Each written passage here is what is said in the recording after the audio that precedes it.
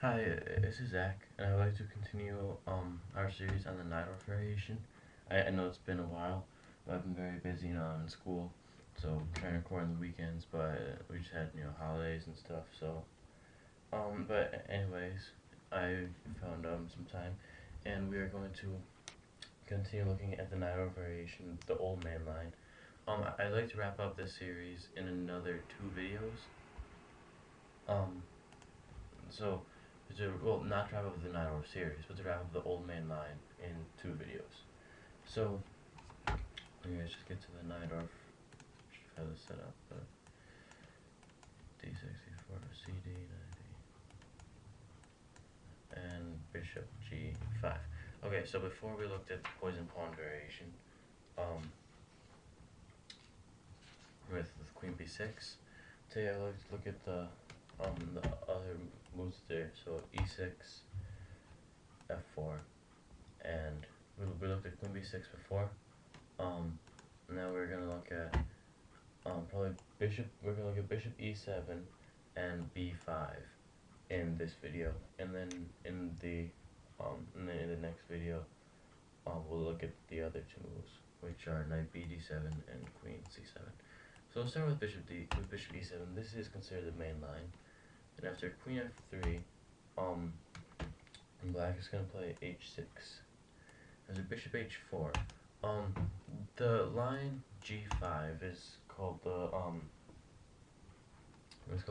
Gothenburg variation, and it was there were players Nadjorf and two other players on his team thought that this could neutralize Bishop G5 once and for all. The idea was that after F takes G5, Knight FD7, this pawn is pinned, and the knight is going to come into E5, and Black is going to have a very good game, or open up this H file. So they played this. It was Nadjorf. I forget what kind of players. They're Polish or Ukrainian or something, but they're playing the Soviet Union. So Spassky, Keller, and somebody else I can't remember. And they all three played. All three of them had the black pieces against the Soviet Union. They all three played this line, and all three of the Soviet Union players play now knight takes e6. After f takes on e6, we reach a position that is very interesting because now we have queen h5 check, and after king f8, white now plays bishop b5, and so basically, yeah, well, why can't I just take this? But then castling, and white is already in huge trouble. His file's open. Queen f7 is coming. So the the Soviet players played what? Oh, from here after king bishop b5, they all lost this game actually. One played king f7, and I forget what the other ones played. But Fischer introduced the resource rook h7, and from here it's been very unclear as to this variation is very dubious for black, but it's been unclear. And actually, in Shabalov against Sadvas, I'm sorry, bad with pronunciations. Sadvakasov. The game continued. Castling, King G8, G6. This just gives you an idea of how sharp this line is. And after Rook G7, Rook now came down to F7, and Bishop takes on H4, and then Queen takes H6. So just threatening me in one. Queen now had to come to F6. Rook takes F6. Knight takes. Was it knight takes? No, Bishop takes F6, and now E5. And this position is better for white. So we can see how just complex this Gothenburg variation can become. It's not seen too often in today's practice, but alright. So H6, Bishop H4, move here is Queen C7, and after long castling, Knight BD7, and we can start to feel Black's plan. He wants to he wants to expand on maybe on the queen side like this, and put pressure on this pawn. Knight's gonna come to c5 eventually. This pawn is a huge target. You know, knight and bishop are gonna come in onto the pawn. So here, you know, white's gonna play now bishop e2. Just simple developing, and now g5 is actually the main move. B5 is is a possibility, but it's not very good because of bishop takes, knight takes, e5, bishop e7, and then for queen g3. White's position is, we can see, probably better. He's got this pawn and this knight under attack, and so d takes e5. So again, continue. F takes e5, and then knight drop back now to d7, and sorry, knight drops back to d7, and now here knight takes e6, and already black is in trouble. Takes queen g6 check, king d8, queen takes e6 is very strong for white, because of this pin. You know, this knight is totally pinned down. The bishop is going to come maybe to g5. You know, is here white is just desperate. So we go back to this position. We can see why b5 maybe isn't the best move. So why g5 actually is played here. This is book. And then after f takes g5, you play knight e5. So, I mean, I think that this line is just a great example of how sharp the Nadjorf can get. You know, I mean, it's an incredibly unclear position, very unbalanced, you know. The queen is already under threat. You know, the positions are unclear, they're fascinating, they're sharp.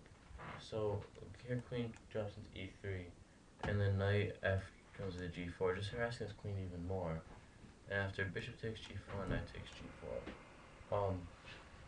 The position is given as slightly better for white, but you know, but it's definitely still playable for black. You know, it's a very dynamic position. So that's what we can consider the main line. But I'd like to take a look at, before we wrap up this video, the Olufieski variation, which is very risky, but it's still playable with b5.